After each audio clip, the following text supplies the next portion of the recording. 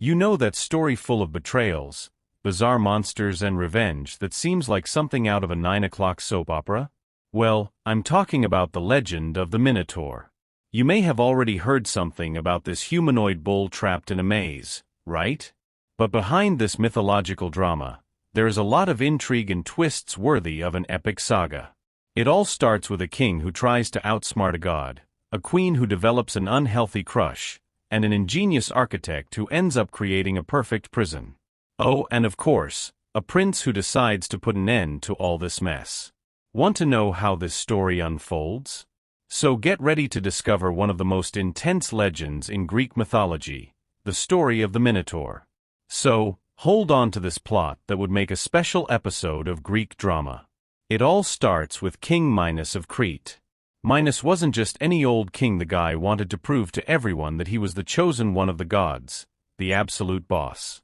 And what does he do? He asks Poseidon, the god of the seas, for a sacred bull, as if asking a powerful friend for a favor. Poseidon even sends the bull, an incredible white animal that shone like a star. The idea was for Minos to sacrifice the bull in honor of Poseidon, as a thank you and all. But what? Minos looks at the bull and thinks, man, this bull is too good to be barbecued. Result? He decides to hide the bull and sacrifice another one, thinking that Poseidon wouldn't notice. But we're talking about a Greek god, and these guys don't take disrespect well. Poseidon, of course, gets furious and decides that Minos will learn to respect the divine word, but in the strangest and most sinister way possible. The god casts a curse on Minos' wife, Pasiphae. And it wasn't an ordinary curse, no. Poseidon makes Pasiphae completely fall for the bull, in a surreal obsession. Yes, she develops a forbidden crush on the divine bull. And she decides that, no matter what she has to do, she will find a way to consummate this passion. Things get so bizarre that Pasiphae, determined, turns to Daedalus, an inventor at the court, for help in coming up with a creative solution. And well, what is born from this unusual relationship is the Minotaur, a creature half man, half bull, which, needless to say, was a bomb in the kingdom of Crete. Imagine the people's reaction. A monstrous hybrid appears at court and no one knows whether to flee, cross themselves or simply accept that life in ancient Greece was truly surreal. Now that the Minotaur is on the loose, not literally yet, King Minos has a big problem on his hands. After all, this is not the kind of son you raise with daddy's pride. The Minotaur is a furious, out-of-control creature that combines the worst of man with the worst of a bull, and Minos decides he can't let this threat go around terrorizing the palace. And that's where Daedalus comes in, the court's inventor who, by the way, has a suspicious resume. He was the one who helped Pasiphae with that plan to, let's say, get closer to the bull. Now, Daedalus has another unusual mission, to build a prison for the Minotaur, but not just any cell. Minos wants something brilliantly impossible to escape. So Daedalus creates the famous labyrinth, a tangle of corridors, passages and dead ends where even the person who built the place could end up lost forever. Minos' plan is simple yet tragic. He places the Minotaur in the center of the labyrinth and decides that the creature must be fed in a peculiar way. Remember the detail of the feud between Crete and Athens? Well, Minos won a war against Athens, and as punishment, every year the Athenians must send 7 young men and women to serve as snacks for the Minotaur. Exactly, instead of grain or hay, the Minotaur's menu is people. Crete becomes a horror destination for Athens, and the young people there live in fear of being the next lucky ones to embark on this horror tour. Thus, the labyrinth and the Minotaur become the most feared shadows in Greece.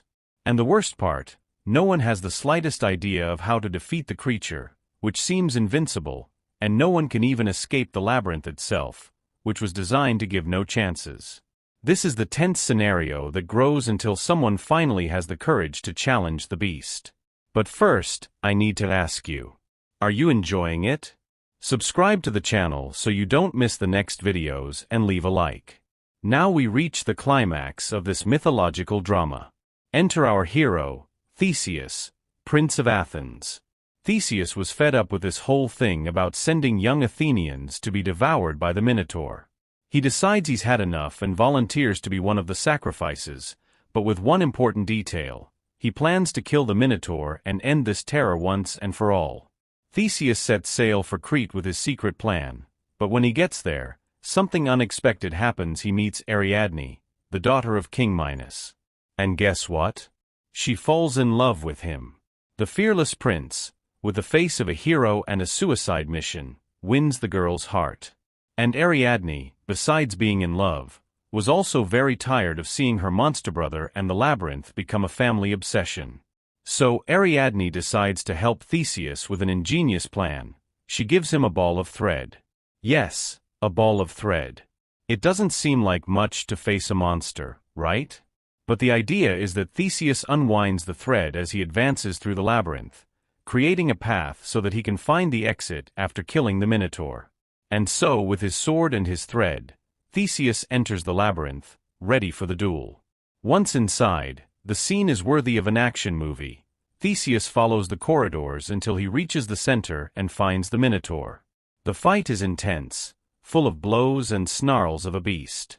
The Minotaur, huge and furious, is strong, but Theseus is fast and determined. In an epic battle, Theseus finally manages to defeat the monster, putting an end to the Minotaur's reign of terror. With the dirty work done, Theseus begins to wind up the thread and finds his way back, guided by the thread that Ariadne gave him.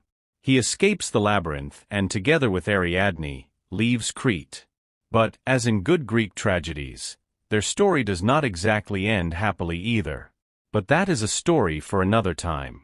Thus, Theseus becomes the hero who saved Athens, the Minotaur becomes a legend, and the labyrinth, well, that goes down in history as the setting for one of the greatest battles in mythology. So that's today's video. I hope you liked it. See you in the next story.